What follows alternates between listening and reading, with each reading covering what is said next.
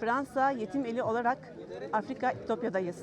Bize vermiş olduğunuz nakdi yardımı dağıttık. Rabbim razı olsun inşallah.